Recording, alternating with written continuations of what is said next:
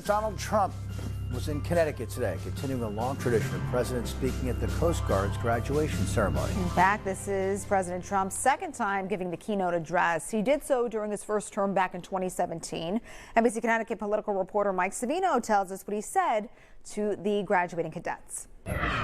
In a speech that lasted more than 50 minutes, President Donald Trump congratulated the 145th class of the Coast Guard, including recognizing some of the individual accomplishments, but he also took plenty of time to touch on tariffs, the war in Iran, and several other priorities. Very soon you'll swap your shoulder boards and you'll join the long blue line of legendary rescuers, seafarers, and service members. President Donald Trump came to New London Wednesday to celebrate the Coast Guard's graduating class. He recognized students for academic and athletic achievements, watched them take their oath, and thanked families who supported the cadets. Thank you for everything you've done to raise such amazing American patriots. He said the Coast Guard will play an increasingly important role in the military, including manning a growing fleet of icebreakers.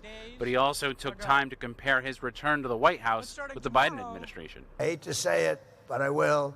A year ago, a year and a half ago, 2 years ago, the last administration, we were a dead country. Right now, we're the hottest country anywhere in the world. And he joked about a third term in office, defended his tariffs, and vowed the country was on the verge of victory in Iran. You saw that right now in Iran.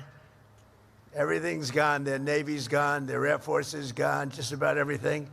The only question is, do we go and finish it up, or are they going to be signing a document? Let's see what happens. Thousands sat through the heat for the hours-long graduation. One person not in attendance, Governor Lamont, who chose not to come. I have great respect for the Coast Guard and the graduates. I worry with the president there it's going to be very politicized. A handful of Democrats and Republicans were in attendance, including Ryan Fazio, the Republican nominee for governor. He said it was important to be here to recognize the cadets regardless of politics. I think the focus is rightly going to be on the Coast Guard cadets at their graduation.